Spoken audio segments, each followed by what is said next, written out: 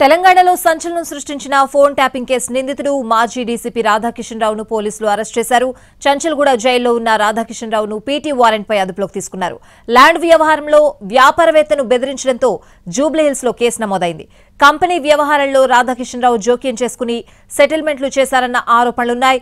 150 కోట్ల విలువ చేసే కంపెనీని తక్కువ ధరకు మరొకరికి ఇప్పించారన్న రాధాకిషన్ రావుపై కేసు నమోదైంది. దీంతో పోలీసులు రాధాకిషన్ రావును అరెస్ట్ చేశారు.